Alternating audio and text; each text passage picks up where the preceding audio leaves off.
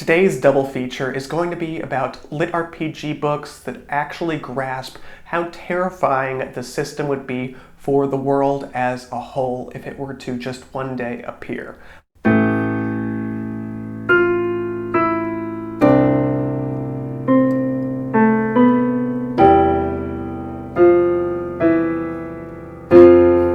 Hey there everybody, welcome back to Fantasy Inc. My name is Wyeth, and today I have an amphibian in my throat, so please bear with me. Feeling a little under the weather. Well, enough about that. We're here to talk about books, and two books that I've gotten recommendations on were Apocalypse Redux as well as Dawn of the Void. Today is going to be a double feature video on these series because both of them actually grasp the complexities and the terrifying nature of what it would be like if a LitRPG or a system took over the entirety of the world. Yes, there's other books out there that kind of grasp it here and there. Defiance of the Fall and Primal Hunter come to mind, but these are very grim-dark, especially Dawn of the Void. And that is why I wanted to lump them together, not for any other reasons, like less editing time, but today I'm going to be able to give y'all two great recommendations that really go into how grim-dark something like a system would be. First and foremost, we're going to start with Apocalypse Redux. There is currently 6 books out, and I'm up to book 5 in the series. It follows a young man, depending on how you determine him to be young, and his name is Isaac, and he is the last survivor of the great demon summoning wars that have taken over the world. And I mean quite literally the last person. And the gods have come down and given him an opportunity to do it all over again. And to be quite candid, he does a decent job of it, though he cannot see every single situation. And that is why this is such an interesting read. To jump over to another semi-spoiler review, we have Dawn of the Void. This follows a man named Jason who has been living on the streets for about 5 to 7 years after a tragedy in his life. And the system has popped up in front of him, and it is not ideal. Basically, the way this system works is it comes in waves, and you as an individual, if picked by the higher power, whatever that is, have the ability to survive as long as you kill the demon that spawns right in front of you. And they get very, very dangerous the higher level you go. In the beginning, they're referred to as the Nemesis, and after Nemesis 3, I can't imagine, even with all the power that they gather, they could even defend themselves. And that's not even counting a couple months until something called the pits open. And trust me, you do not want to go into one of these pits. Dawn of the Void and Apocalypse Redux are two series that, in my opinion, are some of the most accurate representations of how the world would react to the system, which that actually makes it my first pro for both of these series.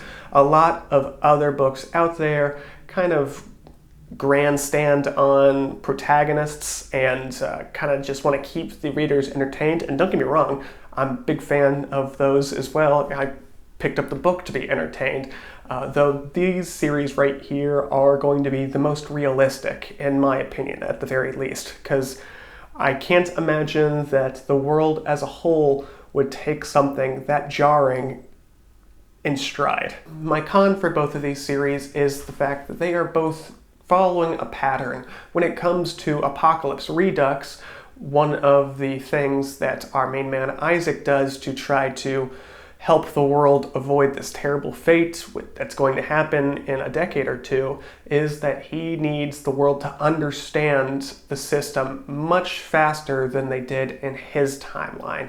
And that means he needs to go do some scientific experiments and publish articles and get that information out to the rest of the world so they don't make dumb mistakes like they did in the first timeline. Similar to that, in Dawn of the Void, our main protagonist, Jason, is following these patterns of these waves being presented by the system, whether that be Nemesis 1, Nemesis 2, Nemesis 3, or the various others that follow. And the readers are kind of set into this path of, okay, we have to prepare for this next enemy to occur and spawn in front of us, and then we have to fight the next wave after that, and the next wave after that, until we get the next enemy after that.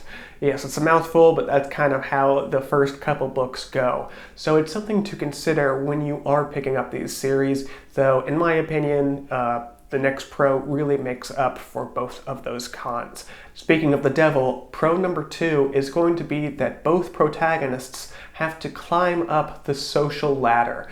Now, you have to consider something here. Isaac in Apocalypse Redux is about 22 years old when he goes back in time to his first body and doesn't have a lot of social clout. Similarly, Jason is a homeless man on the streets of New York, and both of them are able to utilize their strengths and their powers to become very educated in how the system is going to interact with people. And with additional information, they're able to gain a lot of social clout where they go throughout the series. Yes, they might be wearing some plot armor, but at the end of the day, you know, they're the protagonists, so they're going to be armored up any day of the week. With that said, Isaac in Apocalypse Redux goes much more of a government route where he needs to work with multiple agencies, needs to work with the scientific community, and sometimes needs to work with various armed forces to gather more information to help save the world. When it comes to Jason in Dawn of the Void, he goes strictly the military route. They're going down two similar paths to gain the esteem they need to get real change done and make really heavy decisions for the betterment of humanity, though at the same time they get to differ in which path they go down. So as you can see, I very much enjoyed both of these paths and both of these series in general. When it comes to Apocalypse Redux, I don't believe the series is finished quite yet, and when it comes to Dawn of the Void, it is a finished series after the third book. So it's something to consider if y'all want to check both of these series out. Today, there's not going to be a deep dive due to the fact that I'm burning daylight out here. I've got a second video to create after this, and I'm a little lazy. So with all that said, I do appreciate everyone's time. I hope all of y'all have a fantastic rest of your week, and be sure to keep reading.